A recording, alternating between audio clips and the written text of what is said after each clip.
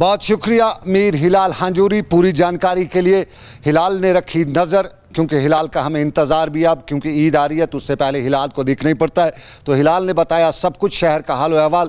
लेकिन जहां एक तरफ कोविड, वहीं दूसरी तरफ कोविड के मामलात में कुछ और तलखियां भी, और इन्हीं तलखियों में सरकार पर भी कुछ सवाल, क्योंकि सरकार सिलेबस भी बदल चुकी है। 12वीं जमात के सिलेबस पर बातें शहर में की जा रही हैं। बताया जा रहा है कि तारीख़ को बदला नहीं जा सकता है, तारीख़ को कभी रोंदा नहीं जा सकता है। कोशिशें की जाती हैं, बहुत से मूर्खों ने कोशिशें की हैं कि तारीख़ को बदला जाए, लेकिन हुआ नहीं है। और आज भी यही कहा जा सकता है कि कश्मीर की तारीख को जो बदलने की कोशिश की गई है, जो उसको इरेज करने की कोशिश की गई है, वो हो नहीं सकेगा, क्योंकि तारीख है। और ये तारीख किसी को भी तारीख तो कर सकती है, लेकिन उस तारीख पे लिखे हुए हरूफ जो हैं वो तारीख नहीं हो सकते हैं। लेकिन हम कोविड की बात करें तो जहाँ श्रीनगर में सूरत-ए-हाल, वहाँ दूर दराज के इलाकों की सूरत-ए-हाल कुछ कम नहीं है। और इसी दूर दराज के सूरत-ए-हाल में टक्कीपोरा लोलाब, टिक्कीपोरा जिसे उर्दू में कहा जाता है, लोलाब का टिक्कीपोरा का मैदान, जहां कुछ मनचलों ने टूर्नामेंट शुरू कर रखा है। और उस टूर्नामेंट के दौरान बड़ी तादाद में वहां शायकीन भी आते हैं, खिलाड़ी भी वहां पर काम करते हैं। और उस सारे के बीच में खेलते हुए खिलाड़ियों को जब देखते हैं लोग तो वाहवाह भी मचती है, लेकिन उस वाहवाह में न फिज़िकल डिस्टेंसिंग देखी जाती है, न कायदा कानून अपनाया जाता है। और यूं वादी लोलाब में कोविड का ख़तरा पनपने की देर नहीं बताई जाती है।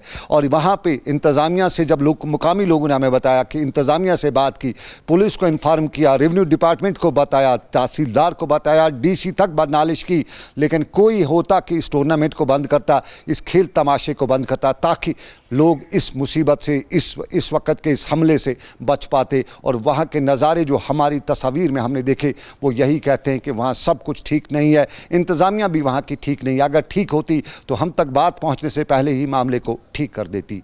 ये एक पहलू, लेकिन दूसरे पहलू में हम सियासत पे भी ज़रूर चलेंगे, क्योंकि 5 अगस्त की तारीख़ और उस तारीख़ के बाद बहुत कुछ बदल रहा है। और उसी बदलाव में सियासी जमातों की चुप्पी भी बहुत से लोगों को सोचने पे मजबूर कर रही थी।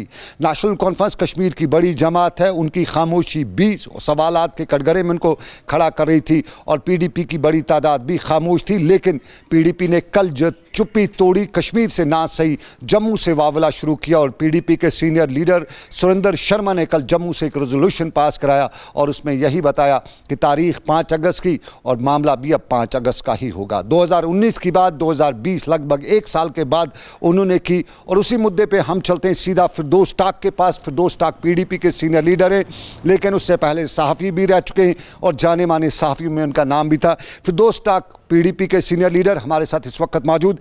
टाक साहब, हम आपसे जानना चाहेंगे, ये सब कुछ कल पीडीपी ने किया, कश्मीर में खामोशी, जम्मू से वाविला, क्या है ये असल में ये रेजोल्यूशन आपका पास करना, क्या जताना और बताना चाहते हैं आप?